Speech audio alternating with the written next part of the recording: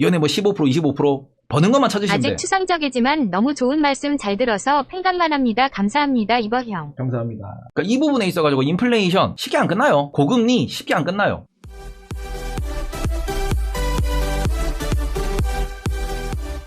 근데 지금 걱정되는 건 이것도 좀 걱정이 돼서 이것도 좀 말씀을 드려보도록 하겠습니다. 뭐냐 그러면은 지금 식료품 인플레이션에 대해서 우리가 무시하기에는 좀 어려운 상황입니다. 이게 지금 우리가 당장 느끼는 부분도 뭐냐 그러면은 지금 우리나라 상대로 어떤 소식이 나왔냐. 라면 가격 인하가 나왔죠. 그건 실제로 이 부분에 있어가지고 그 정부가 기업을 압박을 했고요. 10몇 년 만에 2008년 이후에 처음일 겁니다. 2008년 9년 이후 처음으로 농심이 라면 가격을 인하시켰습니다. 삼양도 맞춰서 인하시켰습니다. 그러니까 말 그대로 지금 가격 인하를 단행한 이유는 소위 말하는 2021년부터 22년 요때 전쟁으로 인해 가지고 무엇? 원자재 가격이 상승을 했습니다. 이게 상품 가격의 상승을 이끌었고요. 상품 가격이 상승하고 난 이후에 다시 원자재 가격이 하락하니까 그러니까 원자재 시장이 조금 진정됐다라는 이 이유로 상품도 낮추라고 하는 요게 논리였거든요. 자, 그럼 지금 우리가 다시 한번 생각을 해보도록 할게요. 원자재 가격이 올랐던 원인이 해결되었습니까? 해결되지 않았습니다. 그리고 이런 부분에서 지금 또다시 곡물에 한정돼서 생각을 해보시면은 뭐가 문제냐? 여전히 이상 기후에 문제가 있고요. SNS 택 마소 익절풍 방송 보면서 수익률 예금 주얼 고맙습니다. 축하드립니다. 축하드립니다. 예. 우리는 예금을 하지 않습니다. 예적금을 하지 않습니다. 돈을 벌어야 합니다. 축하드립니다. 네. 그럼 이런 부분에서 지금 이상기후가 해결이 됐냐? 해결 안 됐습니다. 커피 가격 여전히 올라가고 있고요. 밀가리 가격은 코로나 이전 대비로 으짜고는 여기 와 있어요. 이만큼 오른 게 맞아. 이 이외에도 옥수수라든지 콩이라든지 이런 거 다 보시면은 대두도 마찬가지야. 확실히 떠 있어요. 가격 자체를 차트를 보시면 아시겠지만서도 지금 차트를 잠깐 열어서 볼까요? 지금 보시면은 상품 가격 기준에서는 원자재, 상품 지금 인베스팅에서 보시면은 소맥도 그렇고요. 옥수수도 마찬가지고 대두도 마찬가지입니다. 이 세 가지가 가장 핵심적인 그 곡물이라고 보시면 되는데 얘들 지금 보시면은 코로나 이전 기준에서 2019년 기준에서 보시면은 400, 500대에서 놀던 애가 지금 600대입니다. 확실히 떴어요. 얼마나? 20%에서 한 30% 정도 떴어요. 그리고 옥수수 가격도 마찬가지로 볼게요. 월봉으로 보시면은 얘들 지금 옥수수 가격이 이때 얼마였냐? 대충 2019년 기준에서 350이었습니다. 지금 520이에요. 그리고는 대두 가격도 볼게요. 대두 가격 마찬가지로 보시면은 얘 코로나 이전 기준으로 보시면은 1000 언더였는데 지금 1400입니다. 거의 한 50% 올라 있어요. 많이 빠진 거냐라고 놓고 봤을 때 곡물 기준 혹은 식료품이니까 그 상황에서 우리가 뭐 생우, 돈육, 유구 이런 거 보겠습니다. 환장하는 게 생우예요. 월봉입니다. 생 소고기입니다. 2019년 기준 100달러 초반이었어. 지금 180이에요. 계속 올라갑니다 이거. 그 다음에 돈육 가격도 보겠습니다. 돈육 가격 지금 월봉으로 볼게요. 얘들도 지금 코로나 이전 기준에서 한 60, 70 정도 나오던 게 지금 100이에요. 코로나 이전 고점이 지금의 바닥이야. 그리고 유구 가격 보겠습니다. 이것도 소고기라고 보시면 되는데 이것도 월봉 보시면은 얘도 계속 올라갑니다. 유구 역시도 150달러던 게 250달러입니다. 얼마 올랐어요? 대충 오른 게 40% 올랐습니다. 돼지는 그런데 돼지도 마찬가지야. 돼지도 지금 보시면 한 60 하던 게 지금 한 90, 100이잖아. 높게 봐도 이때가 80 하던 게 지금 90 넘었어요. 100 넘었어요. 얘도 10% 넘게 올랐습니다. 20% 올랐어요. 그러니까 무슨 소리냐? 지금 포인트를 한번 잡아봅시다. 이상 기후에 곡물 가격 여전히 과거 대비 높은 상황이고요. 그리고는 여기다가 우리가 이거는 육류라고 할게요. 육류 역시도 과거보다 높은 상황입니다. 이거는 뭐 때문에? 인건비가 올라서 그런 거고요. 그리고는 유가도 올랐죠. 코로나 이전 유가 기준 60달러, 65달러인데 지금 70달러, 75달러, 80달러 얘기 나옵니다. 에너지 비용도 올랐고 인건비도 올랐어요. 그리고는 곡물이 오르다 보니까 뭐도 올랐어? 곡물이 오르니까 사료 가격도 올랐거든. 이게 점점 어디에 녹아 나온다라는 겁니까? 이게 여전히 상품 가격 상승 압력을 유지하고 있다라는 게 지금의 문제예요. 그리고 이렇게 움직이는 이 부분을 보시면은 지금 캐나다 같은 경우에도 인플레는 빠졌다라고 이야기를 했으나 역으로 뭐 올랐다? 역으로 식료품은 전년 대비 9%나 올랐다. 그러니까 지금 작년도에 문제가 됐던 거는 유가가 올라서 원자재 가격이 직접적으로 올라서 산업 가격이 직접적으로 올라서 그런 부분에서 손이 많이 풀리면서 근본적인 자산의 가격이 많이 올랐어요. 근데 자산 가격이 올랐다라는 것에서 그 다음을 보시면은 이게 원자재가 됐든 말 그대로 돈의 가치가 떨어진 이 부분에 있어서 인플레가 확 올라갔잖아. 그리고는 그걸 잡기 위해서 금리를 올렸잖아. 근데 문제는 그 상황에서 자산 가격이 제자리로 돌아간 게 아니고 애매하게 멈춘 상황이다 보니 이게 다시 어디에 영향을 미치는 겁니까? 2차적으로 상품 가격에 후폭풍을 미치는 거죠. 그러면 상품 가격에 맞춰가지고 뭐가 또 맞춰줘야 돼요? 인건비가 또 맞춰줘야지. 왜? 상품 가격이 비싸진 만큼 실질 임금이라고 하는 부분이 또 따라 올라가줘야 되는 거거든요. 그러니까 우리가 지금 인플레이션이 길게 지속될 것이다라고 이야기하는 부분은 기본적으로 지금 로직이 이래요. 코로나가 터지면서 뭐가 많이 풀렸습니까? 유동성이 많이 늘어났다. 돈이 많이 풀렸어요. 반대로 말하면은 돈의 가치는 떨어졌죠. 요게 떨어졌다라는 거는 이걸 좀 더 고급지게 경제적으로 이야기하면은 뭐냐 그러면 이거를 구매력이라고 하면 됩니다. 구매력이 빠졌어요. 우리가 같은 돈으로 물건을 살 수 있는 그 구매할 수 있는 그 힘이 줄어들었다라는 거거든요. 그리고 이 상황에서 지금 이게 무엇을 불렀냐? 지금 이게 인플레이션을 불렀습니다. 밀가리 한참 올랐구만. 갈 데가 없어 지으들 콜마비 같더만. 조진네. 살 거 없으면 안 사는 것도 하나의 방법입니다. 무조건 살 거 없는데 빠진 거 뭐 있냐, 빠진 거 물 타야지 이거보다는 살 게 없을 때는 쉬는 것도 방법이에요. 분명히 오늘 익절해가지고 기분 좋다라고 눌려있는 거 물 타자 해가지고 물 탔을걸? 이 부분에서 지금 인플레이션이 올라왔는데 인플레이션을 잡기 위해서 고강도의 긴축, 소위 말하는 그 금리를 올리고요. 그리고는 긴축을 하고 있습니다. 긴축은 반대로 말하면 뭐예요? 금리를 올린다라는 건 반대로 말하면 뭐예요? 돈을, 유동성을 회수한다라는 거고 이 부분에 있어가지고 돈의 가치를, 구매력을 높이는 게 아니고 구매력을 보존시키려고 하는 겁니다. 투자 활동을 하지 않고 현금만 들고 있으면 바보가 된다, 거지가 된다라고 표현하는 게 여기 있는 거거든. 이게 무슨 소리냐? 긴축을 한다라고 해가지고 현금이 왕이냐? 그게 아니야. 현금의 가치를 유지시키기 위해 가지고 긴축을 하는 거예요. 오히려 현금의 가치를 올리면은 사람들은 돈을 안 쓰려고 하니까 이러면 경제가 박살나거든. 연준이 바라고 있는 혹은 경제학자들이 지금 정치를 하고 있는 분들이 바라는 건 이거예요. 구매력을 어떻게 하면 유지시킬 수 있을까? 요 수준까지 긴축을 할 수 있을까? 요거를 고민하는 겁니다. 그런데 이 과정에서 처음에는 오른 게 뭐예요? 처음에는 오른 게 자산 가격이 올랐고요. 이 자산 가격이 오르고 난 뒤에 자산 가격이 오르니까 사람들이 일자리에 나오지 않았어. 지금 이게 자산 가격이 오르고 난 뒤에 뭐합니까? 사람들이 물론 코로나 이슈도 있었지만 어디로 안 나와요? 일자리로 안 나와. 노동자 계층이 줄어듭니다. 노동 공급이 줄어들어요. 그러니까 뭘 건드렸어? 이것 때문에 2022년 초반에 많이 언급됐던 부분이 바로 인건비가 올라간다. 그러니까 주식시장이 뭐 때까지 박살나야 되냐? 사람들이 주식 믿고 일 안 하는 이 꼬라지를 해소시켜야 되니까 사람들이 일자리를 찾아 나올 때까지 시장을 박살내야 된다라고 외쳤던 사람이 한 사람이 있어요. 그 애널리스트 하시는 분인데 원래 연준에 있다가 지금 애널리스트 하는 분인데 그분 이름 까먹었다. 그분 내용이 진짜 신박했거든. 자산 가격이 올라서 사람들이 일하러 안 나오니까 뭐 해야 돼? 자산 가격을 박살내야 돼. 뭐 하게? 사람들이 일하러 나오게. 야, 이게 맞나 싶긴 했는데 어쨌든 실제로 인건비가 올라갔습니다. 인건비가 올라가니까 진짜 웃긴 게 뭔 줄 알아요? 인건비가 올라가니까 소비력이 올라가지. 미국은 일주일 일하면은 지금 평균 주급이 얼마인 줄 알아요? 평균 주급이 150만원 이상입니다. 한 달 동안 꽉 채워서 일하시면 600만원 이상 벌어요. 이게 지금 아주 러프하게 말씀드렸을 때 레스토랑 홀 서빙하면 이만큼 벌어. 뭐 빼고 팁 빼고. 다시 말합시다. 600을 쓸 수 있어. 한 달 일하면. 돈의 가치가 떨어졌기 때문에 인건비가 올랐기 때문에 이게 일주일 일하면은 120만원 벌었던 게 일주일 일하면 150만원을 준다고 치자. 그러면은 120 주급에서 150 주급으로 올랐다. 소비할 수 있는, 소비를 할 수 있는 돈의 파워, 돈의 양이 얼마나 늘었다는 소리예요. 이거 30만원 늘었잖아. 얼마 안 는 것 같지? 퍼센트로 보면 25%가 늘어난 거야 지금. 그러면 이 부분 놓고 봅시다. 지금 이렇게 인건비가 올라가면 소비력이 올라오니까 다시 원점으로 돌아가지. 인플레를 계속 자극을 하는 겁니다. 인플레가 오래 간다라고 하는 것은 결국 인건비가 혹은 실업률이 올라야 된다라고 이야기하는 이유가 뭐예요? 실업률이 올라야 된다라는 점은 소비력을 줄여야 된다라고 표현을 하는 겁니다. 이거를 줄여야 된다라고 표현을 하는 거야. 이걸 줄여야 수요와 공급이 다시 균형을 맞추는 거고, 그렇게 되면서 생각보다 소비가 많이 줄어드네라고 하면은 그때 돼서 금리를 낮춘다라고, 낮출 수 있다라고 표현을 하는 거지. 그래서 지금 이런 부분에서 어찌 보면은 미국 시장에 대해서도 부정적으로 이야기하시는 분들 같은 경우에는 아직 인건비 지금 5월 기준으로 실질 임금이라고 표현하는 부분이 있습니다. 인건비가 오른 부분과 이 물가가 오른 부분, 실질 임금 플러스 0.5% 나왔거든요. 지난주에 나온 데이터입니다. 한 달 만에 실질 임금이 0.5% 더 올랐다. 반대로 말하면 소비력이 0.5% 더 증가했다라는 거야. 0.5% 상승했다라는 거야. 인플레가 쉽게 꺼질까라는 거죠. 그래서 이런 부분을 놓고 보시면은 지금 인플레이션이 쉽게 꺼지지 않을 것이다. 그러니까 이 월스트리트에서는 이런 비판도 합니다. 지금 인플레이션 목표치가 얼마? 2%라고도 얘기를 하고 있습니다. 2%를 목표로 한다, 연준이. 근데 지금 월스트리트에서 뭐라고 한 줄 알아요? 2% 불가능하다. 2%로 가려면 뭐가 박살나야 돼? 2%를 달성하려면은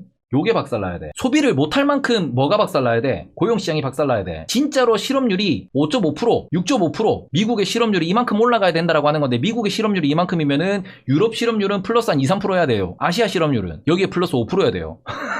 다 죽으란 소리지. 이 다 죽으란 소리야 이렇게 되면은. 그러니까 이런 부분에서 이거 말도 안 되는 소리다라고 월스트리트에서 지적하고 너네 저거 2% 목표치를 3%대로 올려라. 그러면은 오히려 골디락스 성장이 가능하다. 그러면 이런 얘기도 하고 있는 거거든. 지금 여전히 이제 인플레이션이 계속해서 이렇게 굴러가고 있고, 근데 이 부분에서 다시 원점으로 돌아가면 뭐가 문제가 되냐? 이상 기후에 의해서 혹은 공급 문제에 의해서. 지금 공급 문제 뭐 있습니까? 전쟁이 끝나지도 않았는데 또 한 가지 더 얘기가 나왔죠. 곡물 협정을 중단한다. 곡물 가격을 더 자극할 수 있는 거고요. 그러면 곡물 가격이 오르면은 자연스럽게 뭐가 올라? 사료값이 오르기 때문에 그럼 육류 가격이 또 오릅니다. 이게 악순환이야. 안 그래도 지금 우리나라 물폭탄 뭐 극한 폭우 뭐 이런 얘기 하더라고. 우리나라만 이러냐? 다른 나라도 이래요 지금. 비가 오던데 비가 안 오고 비가 안 오던데 비가 오고 그러면서 이런 부분에 있어가지고 이게 결국에는 상품 가격으로 이어지니까 상품 가격이 천천히 오릅니다. 그리고 특히 제가 말씀드린 국가들 중에서 캐나다도 말씀을 하셨는데 캐나다랑 또 어디 영국 또 어디 뉴질랜드를 말씀을 드렸어요. 지금 뉴질랜드랑 영국 같은 경우에 아니면 싱가포르 이런 데 보시면은 곡물이나 본인들이 먹는 식자재를 대부분 수입에 의존하는 국가들이 있습니다. 이런 국가들은 특히나 뭐가 심하냐? 에그플레이션이 특히 심해요. 우리나라 같은 경우에도 자급 기준에서는 쌀은 자급이 되잖아. 근데 밀이나 아니면은 다른 대부분의 뭐 이런 뭐 사료라든지 사료용 콩, 사료용 옥수수 이런 거 대부분 우리나라가 미국 혹은 브라질, 아르헨티나, 남미 쪽에서 수입해 옵니다. 우리나라도 그것 때문에 지금 에그플레이션이 꽤나 심한 상황이에요. 근데 이러다 보니까 이 부분은 기후 문제가 있으면은 앞으로 더 자극적으로 움직일 수 있고요. 그래서 이게 움직인다 그러면은 또 작년처럼 지금 뭐 밀가루라든지 설탕 같은 경우에는 수출에 대한 제한 얘기도 나옵니다. 인도 같은 경우에는 올해도 수출 제한 선언했어요. 인도네시아도 마찬가지고 중국 같은 경우에도 계속해서 지금 자국 내에서 생산되는 말 그대로 우리가 먹을 수 있는 이 식자재에 대해서 계속해서 수출 제한 혹은 생산 비축을 늘리고 있습니다. 비축량 자체를. 왜 그러냐? 이거 다들 걱정하고 있다라는 거거든. 식량 위기에 대해서. 지금 중국 같은 경우도 중국 남방 지역에서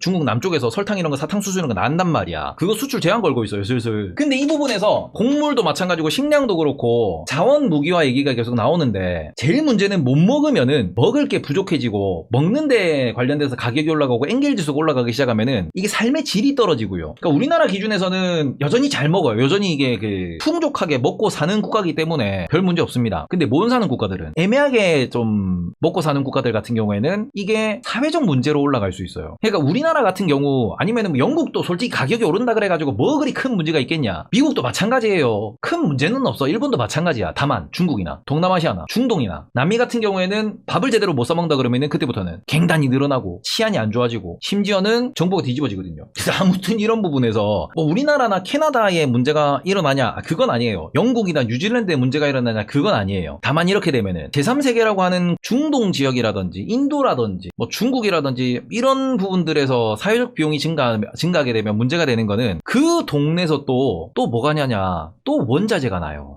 이게 진짜 골 때리거든 이게. 그러니까 이걸 우리가 웃으면서 보기는 어려운 게 중동 지역 문제 생기면 유가 바로 뜁니다. 아프리카에서 문제 생기면은 그 국가에서 특히 나는 원자재 뭐 예를 들어서 석탄이나 리튬이나 아니면은 뭐 여기 뭐 니켈이나 이런 거 뜹니다. 인도에서 문제가 생기잖아. 인도에서 많이 나는 설탕 같은 거 아니면 철광석 이런 거. 왜냐면 인도 지역이 또 철광석 제철 재활용 이런 거 많이 하거든. 그런 거 오히려 뜹니다. 가격이. 그러면은 이거 또 인플레를 또 건드는 거잖아. 그래서 이런 부분에서 최대한 혼란을 적게 해야 된다라는 이야기를 계속하는 이유도 여기 있는 거고요. 알루미늄 같은 경우도 마찬가지지. 그리고 이런 부분에서 결국 시간이 필요한 문제가 될 수밖에 없어요. 왜? 원인 자체가 돈을 많이 풀어서 돈의 가치가 빠진 거고 그걸로 인플레가 생긴 거니까 돈을 줄이는데 이걸 갑자기 이렇게 늘렸다고 이렇게 돈을 줄이면은 경제가 개박살이 나죠. 왜냐면 돈이 늘어난 만큼 레버리지도 늘어나고 경제 규모도 커지고 여러 가지가 커졌으니까. 그러니까 지금 보시더라도 페드 밸런스 시트를 보시더라도 이게 대차대조표라고 보시면 되는 건데 지금 얘네들의 대차대조표가 연준이 돈을 푼 거 기준으로 보시면 돼요. 캘린더 기준에서 보시면 이 금요일 아침 되면 매일 발표가 납니다. 금요일 새벽이에요. 금요일 새벽 5시에 보시면은 요게 연준이 돈을 푼 양이라고 보시면 돼요. 연준이 돈을 푼 양. 자 봅시다. 이게 코로나 때 푼 돈이에요. 어마어마하게 풀었어요. 이렇게 코로나 때 돈을 어마어마하게 풀어놓고는 여기다가 추가적으로 뭐 레버리지 비율은 M2나 M3나 이런 걸 봐야 되긴 하는데 실제로 긴축을 진행하다 말고 코로나가 터졌습니다. 그리고 긴축을 진행하다 말고 오히려 2019년도에 금리를 낮췄어 한번. 돈을 풀었어 한번. 왜? 요때가 나왔던 게 이때가 중국이거든요. 중국이면서 돈을 풀고 이때 주가가 먼저 떴어요. 2019년도에. 그러는 주가가 개박살났다가 우악 올라왔지 주가가. 돈을 많이 풀었으니까. 근데 다시 봅시다. 돈을 많이 풀었으니까 올라왔다라는 이 어마어마한 유동성 공급. 이게 트럼프가 수표 찍어냈을 때고. 그럼 여기서 어떻게 돼요? 이렇게 돈을 찍어냈지. 이 돈을 찍어낸 이 부분이 이든이 형 들어오고도 돈을 계속 찍었어. 그러니까 지금 코로나 이전 기준으로 기준값을 보시면 4천이던 게 지금 8천이잖아. 더블로 찍었다니까. 이러니까 인플레가 당연히 오지. 연준 기준에서 코로나 이전에 들고 있던 그 연준의 그 채권량, 연준이 그 찍어놓고 풀어놨던 돈의 양이 더블이 됐어. 2년 만에. 이러니까 진짜 미친 듯한 인플레가 당연히 온 거고, 요러고 난 뒤에 어떻게 됐습니까? 요렇게